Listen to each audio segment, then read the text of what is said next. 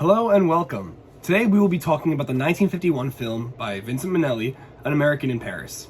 The story takes place directly after World War II, in which an ex-soldier, Jerry, stays in Paris after the war and creates a life for himself as an artist.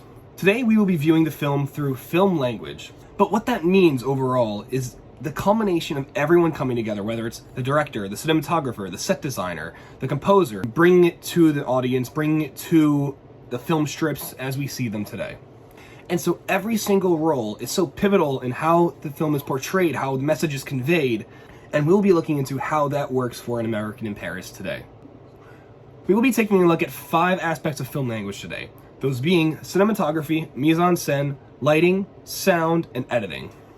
In order to take a look at how this film uses cinematography as a tool, we will be looking at the introduction scene to Jerry meeting Milo for the very first time. Now, in this scene, Jerry is currently hanging up all of his paintings for the public to look at, possibly even buy. And in this scene, we see a third-year student, an American transfer student. Jerry is looking down at this girl. He sees her as a pretentious youngster coming up and trying to ask questions she doesn't even know about. And the cinematography conveys this very well, whether it be the positioning of the shot, the characters, everything involved. Very meticulous act. So, the shot starts out very low. We're looking upwards. Jerry appears very tall. The student is even lower than him. She could even be the same height as him, but we don't see that because she is slightly off camera, downwards. Jerry is looking down. He does not value her opinion, and it is conveyed that way through the character's positioning from the angle of the camera. When Jerry is belittling her, telling her she doesn't know what she's talking about, he doesn't care about her opinion, whether it's positive or negative, her face is completely clouded. She is turned away from us. We only see the back of her head for the majority of this conversation. Jerry, very middle ground, very tall, very high up, assuming a position of power over the student. And now, when Milo enters the scene, she enters from above, almost from a higher position, quite literally, than Jerry. She descends downwards onto Jerry, and she hangs on the side. Her face is very well lit. She is seen crystal clear off to the side of the camera. And the camera remains in this static shot until Jerry is accepting of Milo and wants to hear her opinion and indulges in the conversation with her. That is when the shot changes, and it almost appears that Jerry is below or equal now to Milo. So this shot alone is a great example of how positioning of characters and their intentions can all be conveyed simply through the angle of the shot. Another aspect that goes into the filmmaking process, another part of film language, is the edit. Now, this is still going to blend elements of cinematography into the edit, because of course it's being taken into account when shooting everything. Now, the scene I want to talk about in regards to this is the scene in which 2 men at the bar are speaking of a woman that we do not know yet.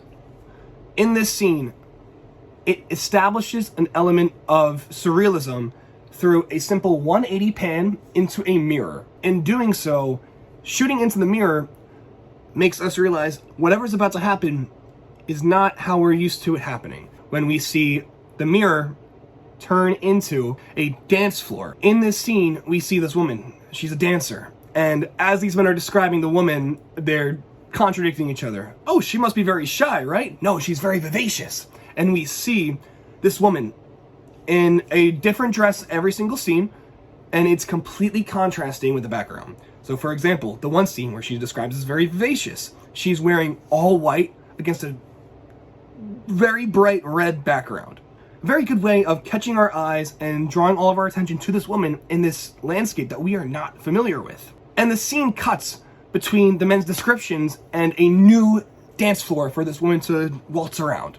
In doing so, it's aligning the edit of the action taking place on screen with the dialogue taking place outside of this area, back at the cafe where these 2 men are conversing.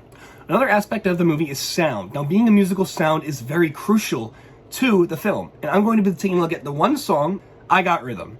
In this scene, we use diegetic and non-diegetic sound to create the scene that is I Got Rhythm. It's almost like a music video. Within the scene, there's diegetic sound, which is Jerry going to the kids, teaching them English, which is a very in-character thing for an American in Paris to be doing. And it shows that he's kind. It conveys his character much more to us through sound, through music. That sound is created within the movie itself. Now, outside of the movie, the composer goes in and creates a non-diegetic sound, which of course is sound that doesn't exist in the universe of the movie, whereas diegetic is created within the bounds of the universe. It creates this song, but the kids aren't hearing the instruments, they're just hearing Jerry speak. And it creates a unique experience for us as the viewing audience. Now, for mise-en-scène, I'd like to talk about the beginning of the ending dance sequence of the film. We open up in what seems to be completely surreal, which it is, of seemingly Jerry's thoughts, Jerry's own inner conflict, to an almost storybook play type of land. You see tons of different dancers coming around, primarily in whites and reds, and I, as the audience member, interpreted this as Jerry's struggle with love.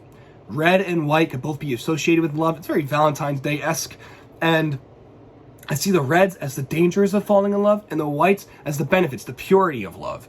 And we see this as he dances through. He's almost avoiding these dancers. He's jumping to get away with them. And as he makes his way through this townscape, we see lots of elements of love, lots of elements of family. We see Jerry literally jump away from a man leaning in to kiss his girlfriend, his wife, whoever that may be. And I find that very interesting that we set this whole surreal world up to convey Jerry's inner thoughts of love. And finally, the aspect of lighting takes place minutes later within this exact landscape. Jerry and Milo in the scene are depicted as black silhouettes against a yellow background.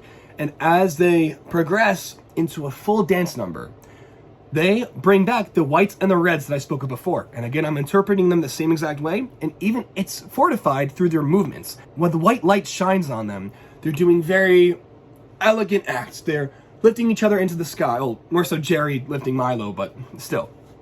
And when it's red, it's much more intimate. It's much more sensual. Jerry is kissing Milo's arm. Jerry is bringing her in close. He's bowing her. And in the end of this, they return to their black forms, silhouettes against a now foggy white background, with still black surrounding them. So it's very nuanced. And then within this, they finally meet and become one, with Jerry's upper half being seen visibly, and then Milo's dress being seen below. They're unified, and I feel that it's conveyed very well through the lighting, and just goes to show how every single one of these aspects of film language really comes together to create the film that we experience and how we can interpret it ourselves. So, I hope you gathered information that you didn't feel before, and have a newfound appreciation of film language. So until then, thank you for watching, and I'll hope to see you again.